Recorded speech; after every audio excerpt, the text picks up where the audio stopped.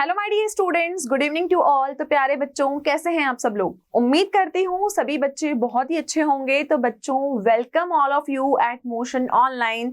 और मैं हूँ आपकी रसायन विज्ञान की अध्यापिका करीना। और केमिस्ट्री में हम स्टार्ट कर रहे हैं हमारी एनसीईआरटी बुक का चैप्टर नंबर 6, जो कि है आपका तत्वों के निष्कर्षण के सिद्धांत एवं प्रक्रम। ओके, बहुत ही लेंदी सा नाम है, लेकिन एक सिंपलेस्ट भाषा में मैं बात करूं तो केमिस्ट्री में इस चैप्टर को आप मेटलर्जी बोलते हो। क्या बोलते हो? मेटलर्जी बोलते हो। लेकिन बुक में आपको इस नाम से कुछ भी नहीं मिलेगा। लेकिन यहाँ पर जब हम पढ़ेंगे ना, तो पूरी चर्चा हम कैसे करेंगे? हम मेटलर्जी पे ही बात करेंगे। तो तत्वों का निष्कर्षण के सिद्धांत एवं प्रक्रम, इसका मतलब जब हम किसी एलिमेंट को आइसोलेट करते हैं, उसका निष्कर्षण करते हैं, तो उसके क्या प्रिंसिपल्स होते हैं, उसमें क्या क्या प्रोसेसेस होती हैं, उसके क्या सिद्धांत और प्रक्रम है, इस चैप्टर में हमको यही पढ़ना है। ठीक है, आपका बहुत ज्यादा लेंदी चैप्टर नहीं है, बस हमें इसमें चीजों को समझते हुए चलना है। तो मैं एक बार आपको माइंड मैपिंग के लिए एक फ्लो बता देती हूँ चैप्टर का, कि हम किस फ्लो में इस चैप्टर को पढ़ेंगे। बच्चों, सबसे पहले क्या करेंगे, हम आज इसका परिचय, और परिचय के बाद हम ये देखेंगे कि कौन कौन सा मेटल हमको कौन कौन से ओर में से मिलता है।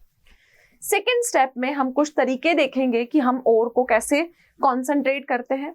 उसके बाद ओर का हम कैसे प्यूरिफिकेशन करते हैं। इस पूरे सिस्टम में आपके कहाँ पर थर्मोडायनेमिक के कॉन्सेप्ट अप्लाई होते हैं, मतलब कहाँ पर एंथैल्पी चेंज हुआ, कहाँ पे एंट्रोपी का कॉन्सेप्ट आया। एलिंगम डायग्राम जो इस चैप्टर का इंपॉर्टेंट पार्ट है, और मैं आपको बता दूं एग्जाम में डेफिनेटली एक क्वेश्चन जो होता है ना हमारा, एलिंगम डायग्राम से जरूर आता है।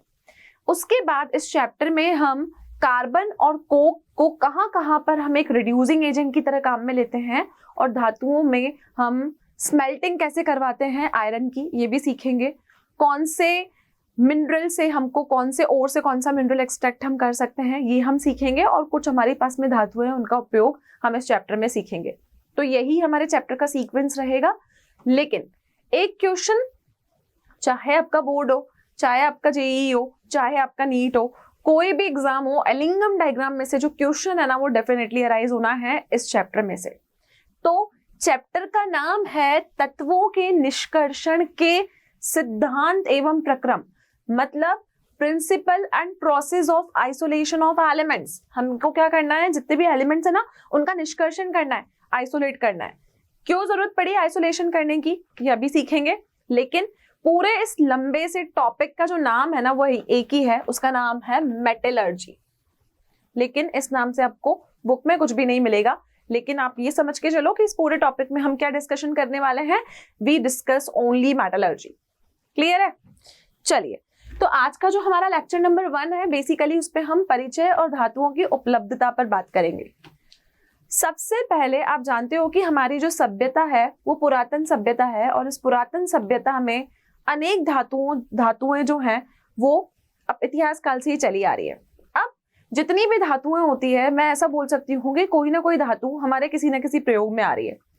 अगर हमको ब्रिज बनाना है, रेलवे के बॉडी पार्ट बनाना है, घर में हमें बर्तन चाहिए, या हमें कोई भी चीज चाहिए, कोई भी वायर चाहिए इलेक्ट्रिकल सर्किट में, तो आप देखते हो कि हम धातु का प्रयोग किसी ना किसी रूप में करते हैं। चाहे वो कॉपर हो, चाहे वो आयरन हो, चाहे वो स्टील हो, या कोई भी मेटल हो, हमारे पास में हर रूप से काम में आ रहा है। अब क्या उस मेटल को आसानी से प्राप्त किया जा सकता है? तो हम क्या करते हैं, हम खनन करके उस मेटल को अर्थ के अंदर से, अर्थ की क्रस्ट के अंदर से एक्सट्रैक्ट करते हैं। इस पूरे सिस्टम को हम मेटलर्जी कहते हैं। और हम जब वो मेटल को निकालते हैं ना, उसको हम एक्सट्रैक्शन कहते हैं। माइनिंग करके, खनन करके हम उस मेटल को निकालते हैं। अब सोच के देखो कि जो आपको मेटल मिला, मैं मान के चल रही हूँ कि मैंने यहाँ पर अर्थ की डिगिंग की, और डिगिंग करने के बाद मुझे एक कॉपर मिला। क्या उस कॉपर को मैं डायरेक्टली यूज कर सकती हूँ? मैं उसको डायरेक्टली यूज नहीं कर सकती। क्यों नहीं कर सकती? क्योंकि उस कॉपर में बहुत सारी चीजें ऑलरेडी मिक्स हैं, क्योंकि वो मिट्टी में से निकला है, उसमें बहुत सारी अशुद्धियां हैं, और उन अशुद्धियों के साथ साथ उसमें कॉपर के अलावा भी कुछ है जिसको मुझे अलग करना पड़ेगा। तो ये जो पूरा चैप्टर है ना, ये इसी चीज पे डील करता है कि आपने जो अर्थ में से किसी भी मेटल का एक्सट्रैक्शन किया, आपने बाद में उस पर क्या क्या स्टेप्स किए जिसकी वजह से वो एप्लीकेबल बना और आप उसको यूज कर पाए। तो डायरेक्टली हम किसी भी मेटल को यूज नहीं कर सकते, हमें बहुत सारी स्टेप्स करनी पड़ती है। वो स्टेप्स हम क्या करते हैं वो हम इस चैप्टर में सीखेंगे, और कोई भी मेटल आपको कैसे मिलता है वो हम जानेंगे। एल्यूमिनियम आपका एक मेटल है, सब लोग एल्यूमिनियम का नाम सुना है आपने। एल्यूमिनियम के बर्तन भी बनते हैं, एल्यूमिनियम की वायर्स भी बनती हैं, और आपने देखा है कि खाने को, फूड को हमें अगर गर्म रखना होता है तो हम एल्यूमिनियम की रैपिंग शीट्स भी यूज करते हैं।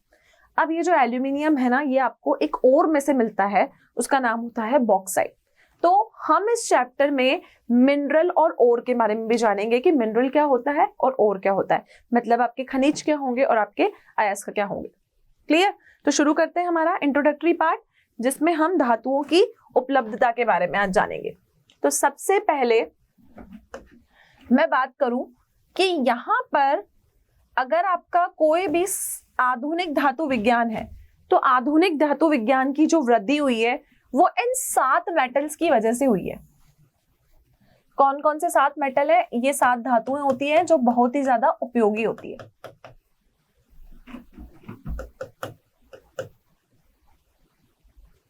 ठीक है, कौन सी 7 धातुएं हैं देखिए।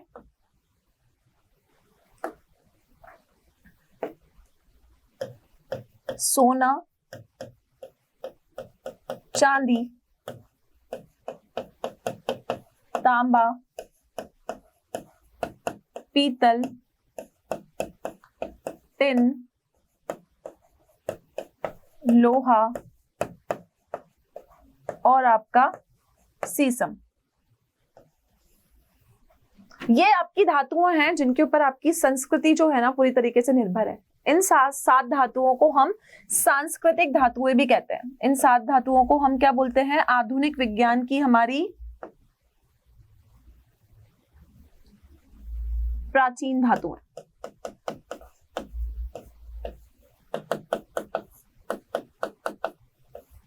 ठीक है, अब प्राचीन धातुएं हम इन 7 धातुओं को कहते हैं सोना, चांदी, तांबा, पीतल, टिन, लोहा और सीसम। Okay, gold, silver, copper, platinum, zinc, okay, tin और सीसम, ये सारी आपकी 7 धातुएं हैं। सांस्कृतिक काल से ये धातुएं हमारे प्रयोग में आती रही हैं, इसीलिए हमने इनका नाम क्या रखा है? हमने इनका नाम प्राचीन धातुएं रखा है। अब बच्चों, जैसे जैसे टेक्नोलॉजी में एडवांसमेंट होता गया, आपने देखा कि इन धातुओं का प्रयोग करके हमने दुनिया भर की चीजें बना ली, क्योंकि विज्ञान ने इतनी ज्यादा तरक्की कर ली है कि ये सारी चीजें हमें किसी ना किसी रूप में यूज में आती है, जैसा मैंने आपको अभी कुछ एग्जांपल्स दिए थे।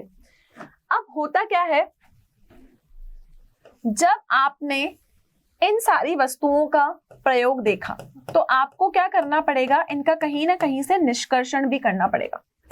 निष्कर्षण करने का क्या मतलब है?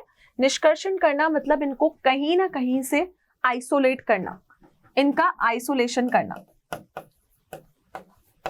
ठीक है, अब बच्चों इनका जब हम आइसोलेशन करेंगे तो सबसे पहले तो हम क्या करते हैं? इनका माइनिंग करते हैं। माइनिंग मतलब होता है आपका खनन। खनन करके हमको ये किसी ना किसी रूप में मिलते हैं। अब कोई भी मेटल को जब आप एक्सट्रैक्ट करते हो ना अर्थ की सरफेस से, तो वो आपको किस रूप में मिलता है? वो आपको ओर की रूप में मिलता है। क्या मिलता है? उसका ओर मिलता है। ठीक है, अब जो सबसे हम देखते हैं कि ये जो ओर होता है, ठीक है, एक चीज होती है मिनरल, एक होते हैं आपके ओर। 2 चीजों के बारे में हम यहाँ पे बात करेंगे, एक हो गए मिनरल, एक हो गए आपके ओर। अब मिनरल और ओर, इन दोनों टर्म्स में क्या फर्क है पहले ये देख लेते हैं। इसका मतलब होता है खनिज और इसको हम बोलते हैं अयस्क। ठीक है, दोनों टर्म्स में बेसिक हमारे पास में डिफरेंस क्या है पहले हम ये जान लेते हैं। तो पहले हम ये जानेंगे कि खनिज और अयस्क जो होते हैं उनमें आपका बेसिक डिफरेंस क्या होता है। तो बच्चों अगर मैं पहले खनिज की बात करूं तो देखो खनिज क्या होते हैं? यह वह यौगिक है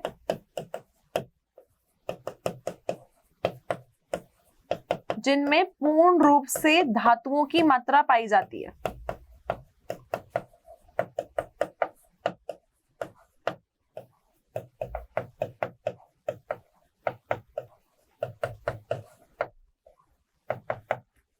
ओके, यह वह खनिज है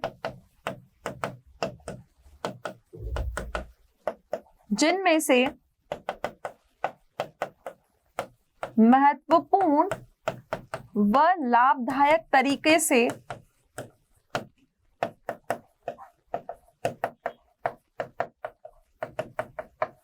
धातु का निष्कर्षण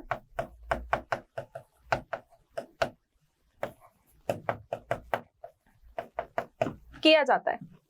ठीक है, मिनरल की मैं बात करूं तो मिनरल क्या है? मिनरल आपके वह यौगिक होते हैं जिनमें धातु की कुछ ना कुछ मात्रा होती है।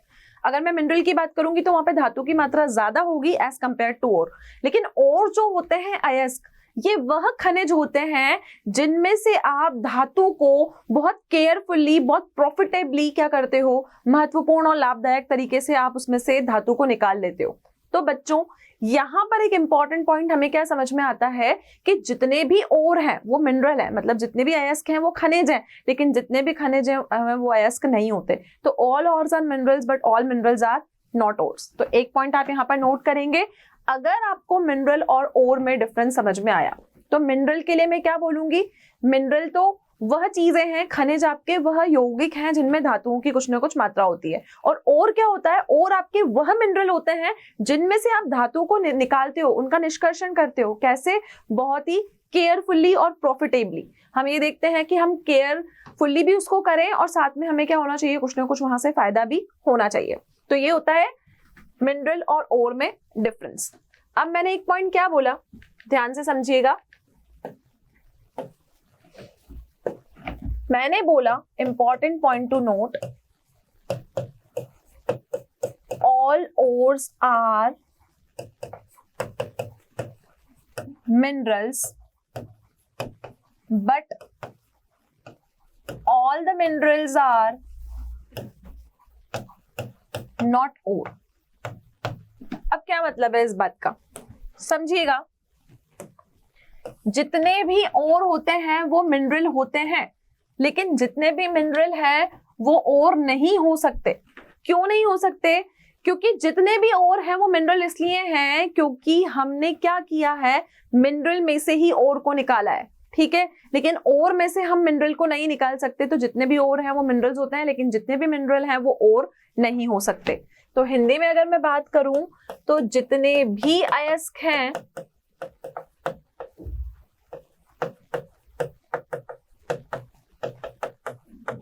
वह खनिज हैं, पर जितने भी खनिज हैं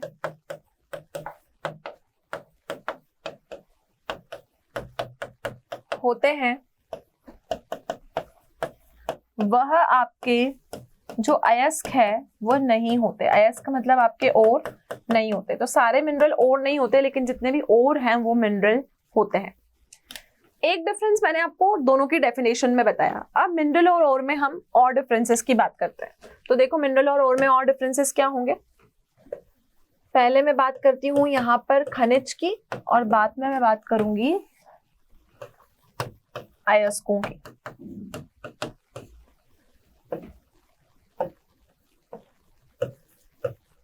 तो बच्चों पहले खनिज को समझिए, फिर आप अयस्कों को समझिए, है ना। खनिज की बात करते हैं। खनिज माने हुए मिनरल। मिनरल में जो आप बोलोगे कि कोई भी मेटल है ना, जैसे कोई भी धातु है, उसकी मात्रा जो होती है ना वो ज्यादा होती है। मिनरल में धातु की मात्रा ज्यादा होती है। धातु की मात्रा यहां पर क्या होगी, ज्यादा होगी। ठीक है, अयस्क को क्या किया है, उसी मिनरल में से अपन ने क्या करा है, एक्सट्रैक्शन करके निकाला है। तो इसमें क्या होगा, धातु की मात्रा इसके कंपैरिजन में कम होगी। इसमें धातु की मात्रा कम होगी। ओके, नेक्स्ट पॉइंट क्या होता है, क्योंकि ये खनिज, ये मिनरल आपका सीधा अपने अर्थ से एक्सट्रैक्शन किया है, तो इसमें काफी अशुद्धियां होती है। क्या होती है इसमें? काफी अशुद्धियां होती है। लेकिन मैं इसकी बात करूं तो इसमें जो अशुद्धियों की मात्रा है वो क्या होती है, अशुद्धियों की मात्रा यहां पर कम होती है। तो इसमें अशुद्धियों की मात्रा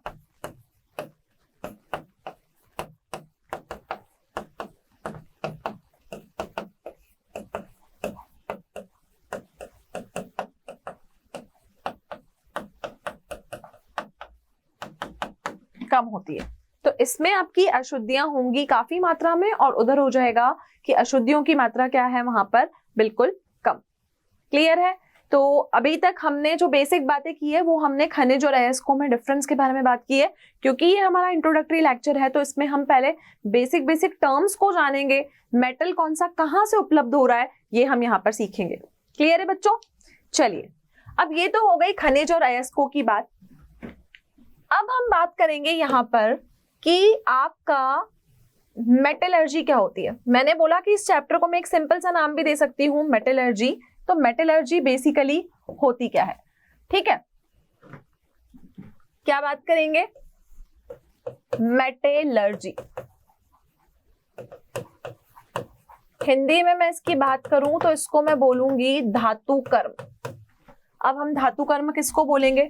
तो आप देखोगे कि अयस्कों से अगर आपको धातु को प्राप्त करना है तो प्राप्त करने के लिए आप क्या करोगे? जितने भी वैज्ञानिक और प्रौद्योगिक क्रिया करोगे उसके पृथक्करण करने की, उसको हम धातु कर्म कहेंगे। ठीक है, तो हमको क्या करना है? जो हमारे ओर्स हैं, अयस्कों से आपको धातु को प्राप्त करना है।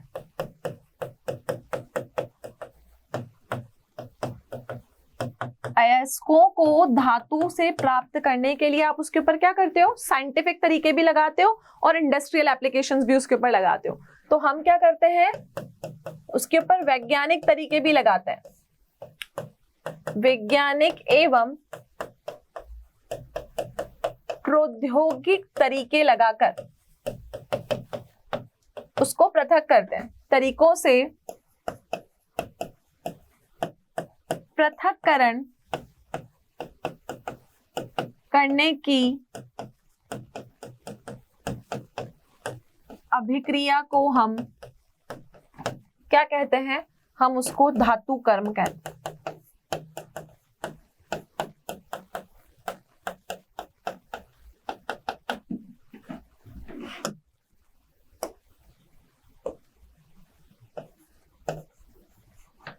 ठीक है, इस चैप्टर का मैंने आपको इंडिकेशन दिया कि इतना लंबा नाम ना बोल के मैं सिर्फ मेटलर्जी बोलूंगी। तो ये मेटलर्जी धातु कर्म है क्या?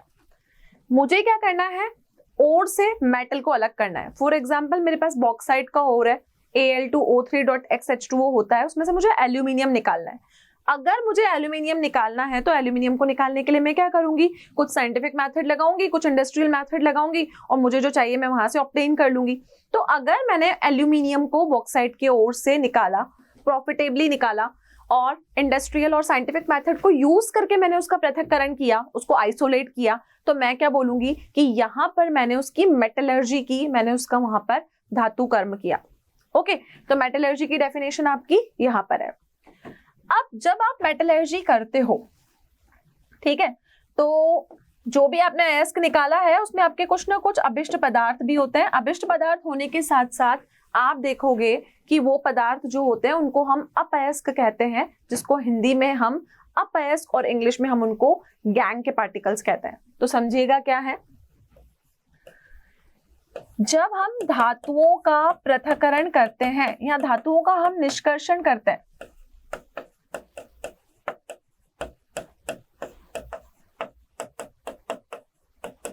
तो हमें वहां क्या मिलते हैं? उस मेटल के साथ कुछ डस्ट के रूप में, कुछ मिट्टी के रूप में या कुछ अनवांटेड पार्टिकल के रूप में आपको कुछ ना कुछ ऐसे कण मिलते हैं जिनको आप उनको अपअयस्क कहते हो। तो धातुओं के पृथक्करण करते समय हमें कुछ क्या मिलते हैं? यहाँ पर अनवांटेड पार्टिकल्स मिलते हैं, कुछ अभिष्ट पार्टिकल्स मिलते हैं जो अवांछित पदार्थ होते हैं।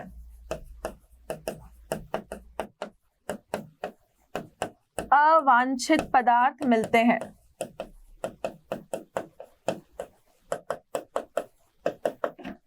उन अवांछित और अभिष्ट पदार्थ जो हमें मिलते हैं उन्हें हम क्या कहते हैं? अपअयस्क कहते हैं। टर्म ध्यान रखना, अपअयस्क इंग्लिश में मैं बोलूंगी तो मैं इसको गैंग बोलूंगी। गैंग, GANGUE कहते हैं। जब भी कोई आपने मेटल अर्थ की सरफेस से निकाला माइनिंग करके, तो हमेशा वो मेटल आपको प्योर नहीं मिलेगा। कुछ ना कुछ मिट्टी या कुछ ना कुछ अवांछित पदार्थ उसके ऊपर लगे हुए आपको मिलेंगे। जो अवांछित पदार्थ उस मेटल के ऊपर लगे हुए होते हैं, उस अयस्क के ऊपर लगे हुए होते हैं, उसको अपन अपअयस्क कहते हैं। हिंदी में मैं उन पार्टिकल्स को अपअयस्क, इंग्लिश में मैं उनको गैंग कहूंगी। तो ये डेफिनेशंस हुई आपके पास में, पहली मेटलर्जी की और दूसरी यहाँ पर गैंग की। क्लियर है इतना? चलिए आगे बढ़ते हैं कि हमें जो धातुओं हैं उनकी उपलब्धता होती कैसे है। ठीक है, धातुओं की उपलब्धता कैसी होती है उसके लिए हमारी एनसीईआरटी में एक टेबल बनी हुई है कि कौन सा मेटल आपको कहाँ से मिलता है, तो वो अभी मैं आपको बताऊंगी। लेकिन धातुओं की उपलब्धता से पहले एक छोटी सी चीज मैं आपको बता दूं कि जो भी मेटल आपको अर्थ की सरफेस से मिला, उसको अगर आपको एक्चुअल फॉर्म में यूज करना है तो आपको उसके ऊपर 3 स्टेप्स करने पड़ते हैं। तो देखिएगा वो 3 स्टेप्स क्या है। अयस्कों से धातुओं का पृथक्करण करने का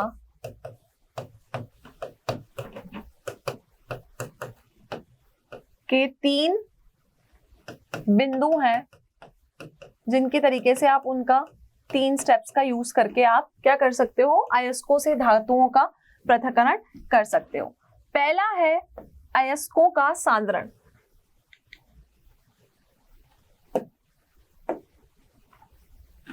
पहली स्टेप क्या है बच्चों?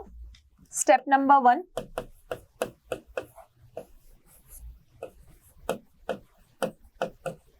अयस्कों का सांद्रण। ठीक है, अयस्कों के सांद्रण का मतलब है कि जो भी आपको ओर मिला है आपको उसका करना है कॉन्सेंट्रेशन। इंग्लिश में इसको हम बोलते हैं कॉन्सेंट्रेशन ऑफ ओर। ओर का कॉन्सेंट्रेशन करने का मतलब कि जो ओर आपको मिला है उसके ऊपर बहुत सारे अपअयस्क, बहुत सारे आपके अवसादी अवांछित पदार्थ चिपके हुए हैं, उनको साफ करके वहां से निकालना। तो पहली स्टेप क्या हुई कि जो भी आपके अयस्क हैं उनका हम क्या करेंगे, उन अयस्कों का हम सांद्रण करेंगे। सेकंड स्टेप है सांद्रित जो आपके अयस्क हैं उसमें से तत्व का पृथक्करण।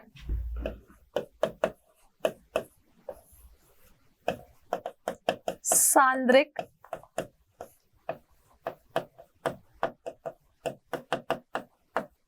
अयस्कों से धातु का पृथक्करण। ठीक है, सांद्रित अयस्कों से धातुओं के पृथक्करण का क्या मतलब है? धातु भी लिख सकते हो आप, यहाँ पर तत्व भी लिख सकते हो कि जो आपको कॉन्सेंट्रेटेड और मिल गया वहां से एक्सट्रैक्शन करना मेटल का। ठीक है, तो मैं यहाँ क्या लिखूंगी, isolation of metal from concentrated और। जो मुझे सांद्रित क्या मिला है, अयस्क मिला है, उससे मुझे क्या करना पड़ेगा, मेटल को एक्सट्रैक्ट करना पड़ेगा। पहले तो जो मुझे मेटल मिला मैंने उसकी सांद्रता कर दी, सांद्रण कर दिया, कॉन्सेंट्रेशन कर दिया उस अयस्क का। फिर जो आपके पास में सांद्रित अयस्क है उसमें से आपने धातु को क्या करा, एलिमेंट को आइसोलेट कर दिया, उसका पृथक्करण कर दिया। अब तीसरी स्टेप में आप उसका क्या करोगे, जो भी अभी आपको मिला है अभी भी वो प्योर नहीं है। थर्ड स्टेप में आप करते हो धातु का शुद्धिकरण। धातु का क्या करोगे, धातु का शुद्धिकरण, और इसको हम बोलते हैं प्यूरिफिकेशन ऑफ मेटल। क्योंकि अभी भी जो मेटल मिला है वो हमारे पास में प्योर नहीं है, हमको उसको प्योर बनाने के लिए क्या करना होगा, उसका प्यूरिफिकेशन करना होगा। इतना क्लियर है? तो मैंने क्या बताया कि अगर मुझे कोई भी अयस्क है, मेरे पास ओर है, उस ओर में से मुझे मेटल को एक्सट्रैक्ट करना है तो उसके 3 स्टेप्स हैं। पहले तो उसकी कॉन्सेंट्रेशन करो, फिर कॉन्सेंट्रेशन वाले ओर में से मेटल को अलग करो, मेटल को अलग करने के बाद उसको प्योर बनाने का काम आपका है, तो उसको क्या करो, उसका शुद्धिकरण करो। इतना क्लियर है? तो ये 3 स्टेप्स जो हम करेंगे, हम हमेशा मेटलर्जी में इनको यूज में लेंगे। ओके, अब बच्चों बात थी, हम किस मुद्दे पे बात कर रहे थे, हम धातुओं की उपलब्धता पे बात कर रहे थे कि कौन सी धातु आपके पास किस रूप में कहां कहां पर उपलब्ध है। ठीक है, तो देखिए, तो अब हम बात करते हैं धातुओं की उपलब्धता की, कि जो धातुएं आपके पास उपलब्ध है वो किस रूप में उपलब्ध है। तो बच्चों सबसे इंपॉर्टेंट चीज आप ये समझना कि जो भी धातु आपके पास उपलब्ध है ना, वो किस तरीके से उपलब्ध है।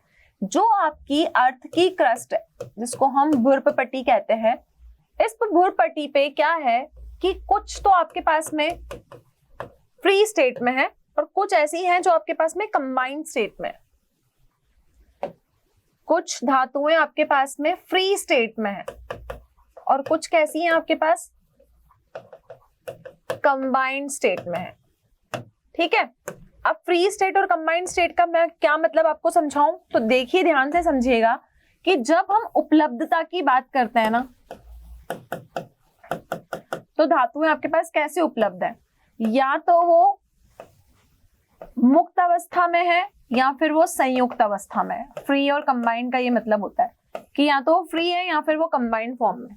ओके, मैं बात करूं कार्बन की, मैं बात करूं सल्फर की, मैं बात करूं कुछ और गैसेस हमारे पास में होती है, जैसे कि आपका मेटल हो गया सोना, इनकी अवस्थाएं कैसी होती है, इनकी अवस्थाएं आपकी मुक्त अवस्था होती है, हमेशा फ्री स्टेट में आपको मिलता है। ठीक है, तो हमने बात की कार्बन की, हमने बात की सल्फर की, हमने बात की गोल्ड की, सोने की, इनकी कैसी स्टेट है, ये हमेशा फ्री और नेटिव स्टेट में पाई जाती है। लेकिन अगर मैं बात करूं मैग्नीशियम की, ठीक है, मैं बात करूं आयरन की, लोहे की, तो इनकी स्टेट फ्री स्टेट नहीं है, ये आपको हमेशा संयुक्त अवस्था में मिलेगी। तो कोई भी धातु जो होगी वो आपकी भूर्पपट्टी पर आपको किस रूप में मिलेगी, या तो फिक्स्ड स्टेट में मिलेगी या फिर कंबाइंड स्टेट में मिलेगी। फ्री स्टेट में जो हम बोलते हैं, जो अवेलेबल होती हैं, वो मोस्टली क्या करती हैं, गैसेस बनाती हैं। जैसे मैंने कार्बन की बात की, तो कार्बन से कार्बन डाइऑक्साइड गैस बनती है, सल्फर से सल्फर डाइऑक्साइड गैस बनती है। तो ये चीजें आपके कुछ एलिमेंट्स ऐसे हैं जो गैसियस फॉर्म में आपको बाद में मिलते हैं, वो हमेशा आपको फ्री स्टेट में मिलेंगे। अब अगर मैं पृथ्वी पर, मैं अर्थ की क्रस्ट पे ये मानूं कि सबसे अबंडेंट एलिमेंट कौन सा है, सबसे ज्यादा पाया जाने वाला एलिमेंट कौन सा है, तो एक ही नाम आता है, वो है एल्यूमिनियम।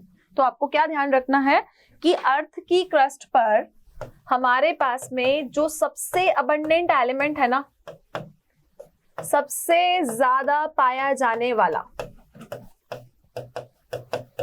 सबसे ज्यादा पाया जाने वाला धातु या तत्व कौन है, एल्यूमिनियम है। ऑक्साइड की फॉर्म में आपको मिलता है और एल्यूमिनियम बहुत सारी उपयोगिता इसकी है।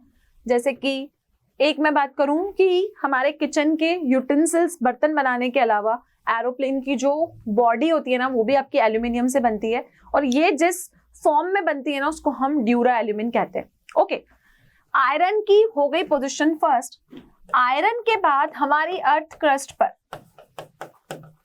जो सेकंड मोस्ट अबंडेंट एलिमेंट है, क्या बोलेंगे इसको, सेकंड मोस्ट अबंडेंट एलिमेंट, मतलब जो दूसरा सबसे ज्यादा पाया जाने वाला तत्व।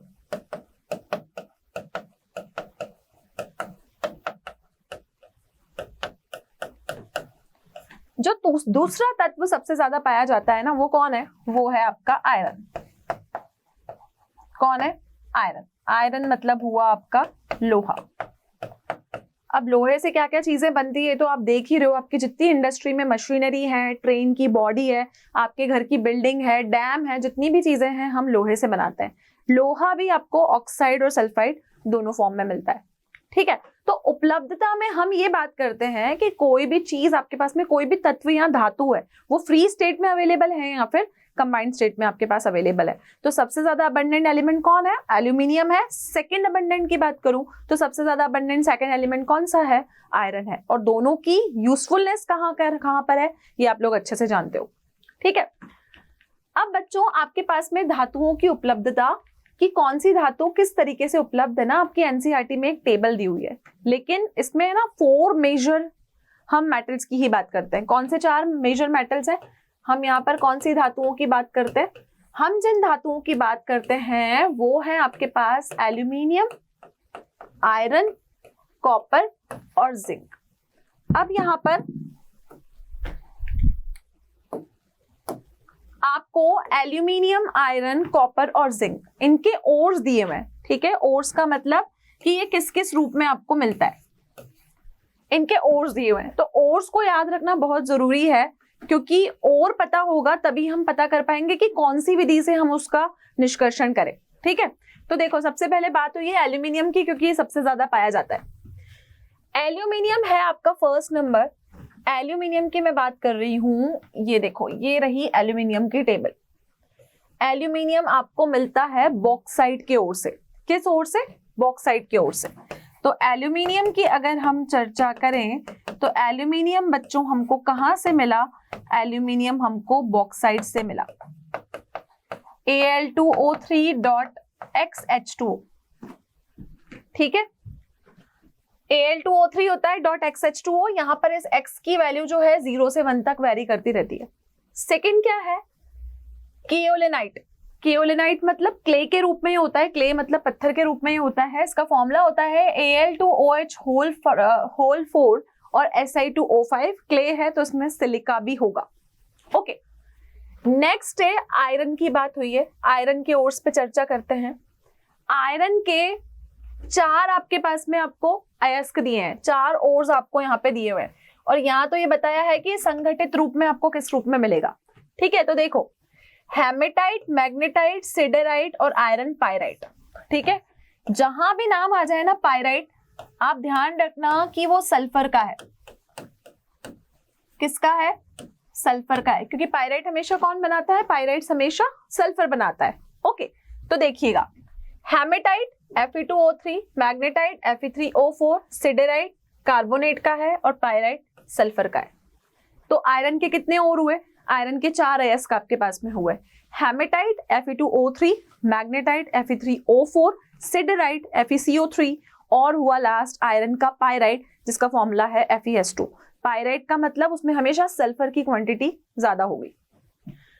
नेक्स्ट है आपके कॉपर के ऑक्साइड, ठीक है। कॉपर के ओर्स की बात हुई है। कॉपर के भी मेरे पास में यहाँ पर 4 ओर्स हैं, देखिएगा। कॉपर पायराइट, पायराइट मतलब दोबारा सल्फर की बात होगी, CuFeS2।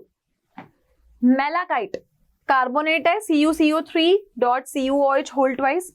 क्यूपराइट Cu2O, क्यूपराइट है। कॉपर ग्लैंस, ग्लैंस का मतलब हुआ Cu2S, सिर्फ आपका सल्फाइड वाला ओर, ठीक है।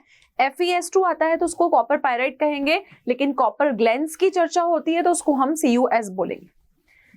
लास्ट जिस मेटल की बात हुई है वो है आपका जिंक, ओके। जिंक मिलता है जिंक ब्लेंड की फॉर्म में। ब्लेंड का मतलब हुआ ZnS। कैलामाइन, कैलामाइन मतलब जिंक का कार्बोनेट, और जिंकाइट, जिंकाइट का मतलब ZnO। तो कुल मिला के एल्यूमिनियम के हुए 2 और, आयरन के हुए आपके 4 और, कॉपर के हुए आपके पास में 4 और जिंक के हुए 3 और। जिंक भी किस रूप में मिल रहा है? ऑक्साइड, सल्फाइड या फिर कार्बोनेट। तो हमें यहां से क्या एक इंपॉर्टेंट चीज पता पड़ी कि जब भी कोई और होगा, जब भी कोई और या अयस्क आपको मिलेगा तो वो 3 फॉर्म्स में ही मिलेगा, या तो वो ऑक्साइड की फॉर्म में होगा, या कार्बोनेट की फॉर्म में होगा, या सल्फाइड की फॉर्म में होगा। तो जो भी और हमको मिला, या तो वो ऑक्साइड है, या वो कार्बोनेट है, या फिर वो बच्चों क्या है? वो आपका सल्फाइड है। क्लियर? O2 फॉर्मूला होगा, CO3 फॉर्मूला होगा, या उसके साथ S लगा हुआ होगा। इतना क्लियर? O2 होगा उसके साथ, या फिर कार्बोनेट CO2 लगा होगा, या फिर उसके साथ आपका सल्फाइड लगा होगा। तो हम उसको क्या बोलेंगे कि वो पर्टिकुलर और है एलिमेंट्स का। तो हम जब चर्चा करते हैं तो हम एल्यूमिनियम, जिंक, आयरन और कॉपर, ये हमारे चारों काफी इंपॉर्टेंट और प्रीशियस मेटल्स हैं जो कि बहुत सारी चीजें बनाने के काम में आते हैं। तो हम इनके ही अयस्कों की चर्चा करते हैं। अब एक और इंपॉर्टेंट चीज जो आप धातुओं की उपलब्धता में देखोगे कि धातुएं इन रूपों में उपलब्ध तो है, लेकिन मैंने आपको क्या बताया कि जब हम इनको निकालते हैं तो हम क्या देखते हैं कि हम जब तरीके यूज कर रहे हैं वो वैज्ञानिक तरीके हों, औद्योगिक तरीके हों, और हमें फायदे का काम मिले। मतलब हम जब भी ओर को निकाले ना, तो ओर में से मेटल को एक्सट्रैक्शन करना बहुत ही प्रॉफिटेबल हमारे लिए हो। तो हम 2 मेन चीजों पे बात करते हैं कि जब भी हम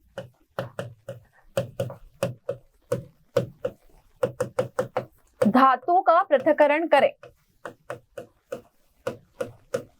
जब भी आप बच्चों धातु को पृथक करोगे ना,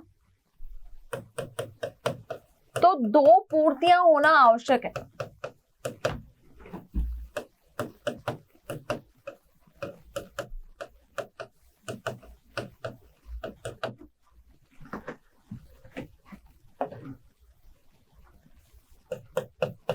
ठीक है, क्या दो चीजें होना बहुत जरूरी है? पहला तो उसको पृथक करने की तरीका केमिकल हो, उसको पृथक करने का तरीका आपका रासायनिक हो।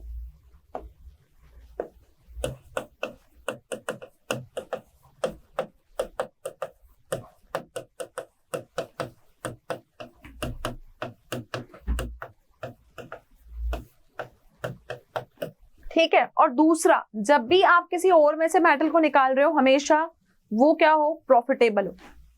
ठीक है, और से मेटल को अलग करना क्या हो? प्रॉफिटेबल हो। मतलब प्रॉफिटेबली और कंफर्टेबली हम उसको अलग कर पाए, केमिकल्स यूज करके, रासायनिक तरीकों से हम उसको अलग कर पाए। अब बच्चों, आप हमेशा कौन से ओर का चयन करते हो? जैसे आपको मेटल को निकालना है, फॉर एग्जांपल मुझे कॉपर को निकालना है, तो कॉपर को निकालने के लिए ऑक्साइड भी है, कार्बोनेट भी है, सल्फाइड भी है। तो हम क्या करेंगे? हम ऑक्साइड और कार्बोनेट पे ज्यादा हम फोर्स देंगे कि हम उन तरीकों से निकालें। हम क्यों सल्फाइड को नहीं लेंगे? क्योंकि आपको पता है कि सल्फाइड जब आपके एटमॉस्फेयर में आता है तो वो हाइड्रोजन सल्फाइड गैस में कन्वर्ट हो जाता है, और हम मानते हैं कि जो हाइड्रोजन सल्फाइड गैस है वो ज्यादा प्रदूषण फैलाने वाली है। तो हम अपने पर्यावरण को दूषित नहीं करेंगे, हम हमेशा ऐसे ओर का चयन करेंगे जो हमारे लिए एनवायरमेंटल फ्रेंडली। तो देखिएगा, हम हमेशा ऐसे ओर का चयन करेंगे जो क्या हो? जो बच्चों आपके एनवायरमेंट के लिए नुकसान न पहुंचाए, एनवायरमेंटल फ्रेंडली हो। ठीक है, तो जहां पर हमको ऑक्साइड, कार्बोनेट और सल्फाइड मिलेगा, जैसे कोई आपको ऑक्साइड का ओर मिला, यहाँ पे आपको कार्बोनेट का ओर मिला, और यहाँ पर आपको सल्फाइड का ओर मिला। एक और मिला ऑक्साइड का, एक मिला कार्बोनेट का, एक मिला सल्फाइड का। तो हम इन दोनों का चयन करेंगे, हम इसको चूज नहीं करेंगे, क्योंकि सल्फाइड जब एटमॉस्फेयर में आता है तो वो एक पोल्यूटिंग गैस बनाता है, हाइड्रोजन सल्फाइड, जो हमारे एनवायरमेंट के लिए पोल्यूटेबल है, उसको पोल्यूट करने का काम करती है।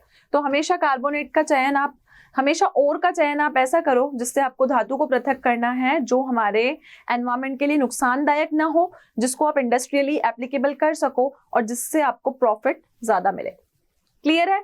तो यहाँ पर ये थी धातुओं की उपलब्धता, और हमारा ये जो लेक्चर था, फर्स्ट लेक्चर, इसमें बेसिकली हमने इंट्रोडक्शन पार्ट पे डिस्कशन किया, और मिनरल के बारे में जाना, मेटलर्जी के बारे में पढ़ा, और मैंने आपको बताया कि अगर आप किसी भी अयस्क से धातु का पृथक्करण करते हो तो 3 स्टेप्स आपको वहां पर अप्लाई करनी होगी।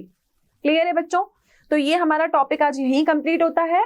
नेक्स्ट क्लास में हम स्टेप बाय स्टेप ओर को अलग करने की प्रक्रियाओं को सीखेंगे। अयस्कों का सांद्रण हम कैसे करें, पहली स्टेप की किसी भी ओर का कॉन्सेंट्रेशन हम कैसे करें, वो हम नेक्स्ट लेक्चर में सीखेंगे। तो हमारे साथ कनेक्टेड रहिए, और इस लेक्चर से रिलेटेड अगर आपको कोई भी क्वेश्चन, स्टडी मटेरियल या डीपीपी की रिक्वायरमेंट है तो आप डाउनलोड कर सकते हैं हमारा मोशन लर्निंग ऐप। तो बच्चों, नेक्स्ट क्लास में हम फिर मिलेंगे with a fresh new topic. So stay connected with us. Thank you so much, have a great day. आशा करता हूं हमारे टॉप एजुकेटर का यह लेक्चर आपको पसंद आया होगा। अगर पसंद आया है तो वीडियो को लाइक करिए, चैनल को सब्सक्राइब करिए और शेयर भी करिए, क्योंकि ज्ञान बांटने से बढ़ता है, और सही बताऊं तो पुण्य भी मिलता है। मुझे सुनने के लिए बहुत बहुत धन्यवाद। Thank you.